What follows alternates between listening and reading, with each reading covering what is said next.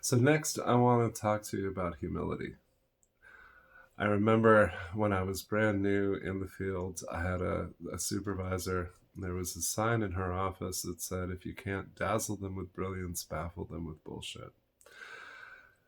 And I've seen a lot of variations of that idea, and I don't recommend any of them. When I was coming from a place of fear and insecurity as a new clinician, I covered up, I overcompensated, and I tried very hard to convince people that I knew what I was doing, even when I didn't. The first year that I practiced as a therapist, I silently prayed before each client, each session. I would say, please don't let them figure out that I have no idea what I'm doing. So when I'm working with people who are new to the field, my expectations are very different than their expectations.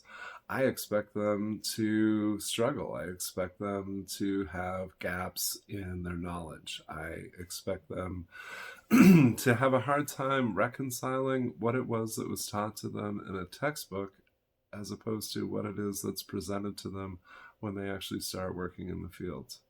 Now, obviously, there's limits to what we can teach a person. There's only so much that you can experience in a classroom to prepare you for what you're really going to be doing in the field. Chances are what you've learned to this point is some really important theory, a lot of important facts. You've been given a lot of ideas about ethics and what best practice in your profession are. But then when you go out and actually start doing it, you find that it doesn't quite work that way. And you might have gone into your chosen profession with certain expectations of what your colleagues would be like and what your supervisors would be like. And maybe they're not quite as healthy as you expected they would be. Or maybe they're not as helpful as you would hope that they would be.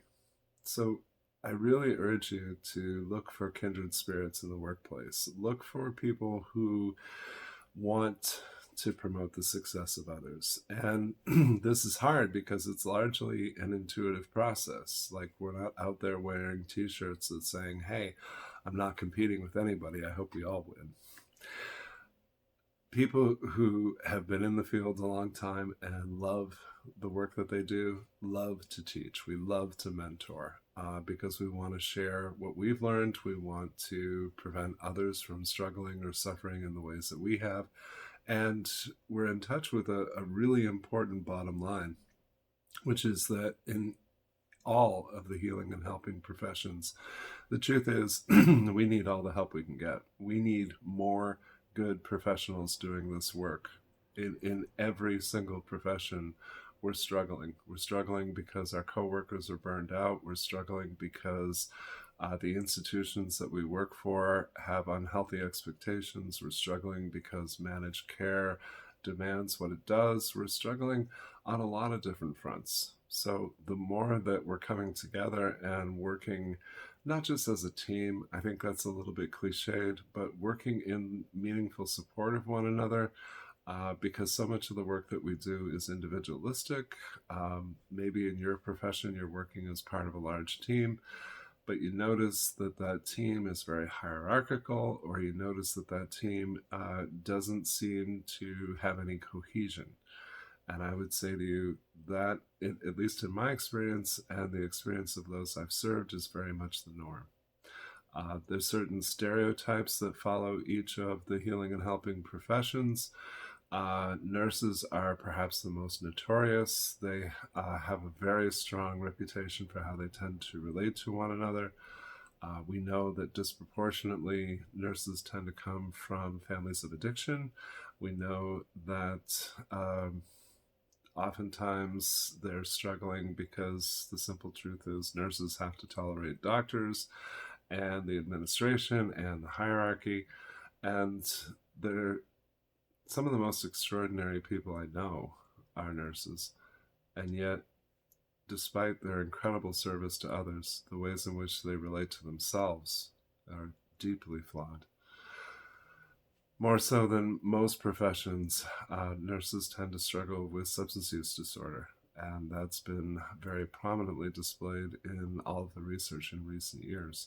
And when we add behavioral addictions, it becomes almost the norm for an RN to struggle with addiction.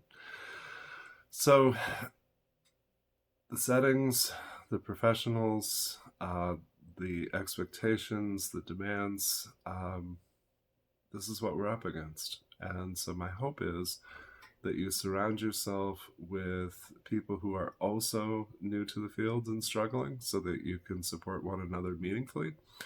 My hope is that you seek both natural and professional supports, because any transition is difficult for us. Change is hard for us. And having patience and tolerance for self as you go through this part of the journey is really going to be paramount to your success. So please write to me. Let me know what your experiences are.